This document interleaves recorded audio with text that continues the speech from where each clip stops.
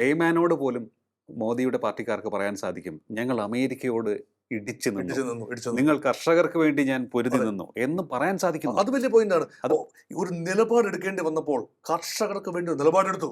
Farm bills പ്രതിഷേധം വന്നപ്പോൾ അത് ഷെൽവ് ചെയ്യേണ്ടി വന്നു. താൻ പിടിച്ച മുയലിന്റെ 3 കൊമ്പുണ്ടെന്ന് പറഞ്ഞില്ല, ഷെൽവ് ചെയ്യേണ്ടി വന്നു. അതെ. അത് മാത്രമല്ല, അമേരിക്ക പറയുന്നത് എന്താണ്? ജനിതക വ്യതിയാനം വരുത്തിയ വിത്തിനങ്ങൾ ഉൾപ്പെടെ ഇന്ത്യയിൽ വിൽക്കാൻ അനുവാദം വേണം.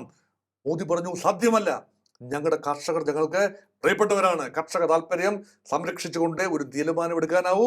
അതുകൊണ്ട് ഈ ഫാം പ്രോഡക്ട്സ്, ഡയറി പ്രോഡക്ട്സ്, ഇങ്ങനെയുള്ള കാര്യങ്ങൾ ഇന്ത്യയിലേക്ക് ഇറക്കുമതി ചെയ്യുന്നതിനെ ഞങ്ങൾ നിരുത്സാഹപ്പെടുത്തുന്നു. അത് ഞങ്ങളുടെ ദേശീയ താല്പര്യമാണ്. അതെ. ഇത് പ്രധാനമന്ത്രി പറയണമല്ലോ. ശരിയാണ്. ഇതാണ് ട്രംപിനെ അലോസരപ്പെടുത്തിയ പല കാര്യങ്ങളിലും ഒന്ന്. അതെ അതെ നിലപാടെടുക്കുന്ന ഭാരതത്തെ നമ്മൾ എനിക്ക് ആ സമയം തന്നെ എനിക്ക് തോന്നിയത്, ഈ തെരഞ്ഞെടുപ്പിലൊക്കെ തന്നെ ഇത് വജ്രായുധമായി പ്രയോഗിക്കാൻ ബി ജെ പിക്ക് സാധിക്കും. ഇതിപ്പോൾ കർഷകരുടെ വിഷയം നമുക്ക് അവതരിപ്പിക്കാൻ സാധിക്കും, അമേരിക്കയോട് കൊമ്പ് കോർത്ത് നിന്നതിനെ കുറിച്ച് നമുക്ക് പറയാൻ സാധിക്കും, നമുക്ക് രാജ്യത്തിന് വേണ്ടി ആരുടെ മുന്നിലും ഈഗോ ഇല്ലാതെ ചൈനയ്ക്ക് മുന്നിൽ പോലും ചർച്ചയ്ക്ക് പോകാൻ തയ്യാറായിട്ടുണ്ട്. അങ്ങനെ ഒരു റിജിഡ് ആയിട്ടുള്ള ഒരു മനുഷ്യനല്ല ഞാൻ. അതുപോലെ തന്നെ ഇപ്പോൾ GST പിൻവലിക്കുന്നതിലൂടെ നമ്മുടെ ലൈഫിനെ നേരിട്ട് ബാധിക്കുന്ന ഒരു വിഷയമാണ് സാർ അത്.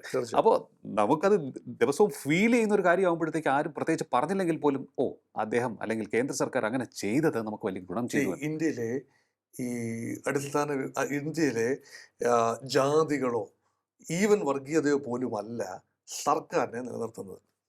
സർക്കാരിനെ നിലനിർത്തുന്ന സിംഗിൾ ഡോമിനന്റ് ഫാക്ടർ മധ്യവർഗത്തിന്റെ ഗുഡ്വില്ലാണ്. 2 മാസ്റ്റർ സ്ട്രോക്കുകളാണ്. ഒന്ന്, മധ്യവർഗത്തിന്റെ, കൺസ്യൂമർ വർഗത്തിന്റെ താല്പര്യങ്ങൾ GST ക്രമീകരണത്തിലൂടെ ഇപ്പോൾ വളരെയധികം ഉദ്ദീപിക്കപ്പെട്ടു.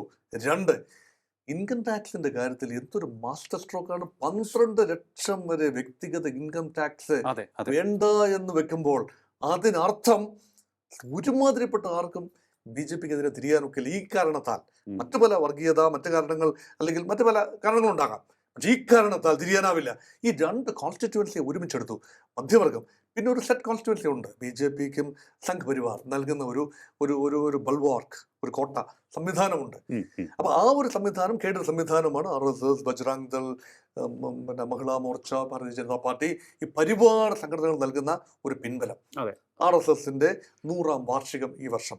ഇതെല്ലാം ചേർത്ത് വായിക്കുമ്പോൾ ദേശീയ ജനാധിപത്യ സഖ്യ ഗവൺമെന്റ് സിറ്റിംഗ് പ്രതി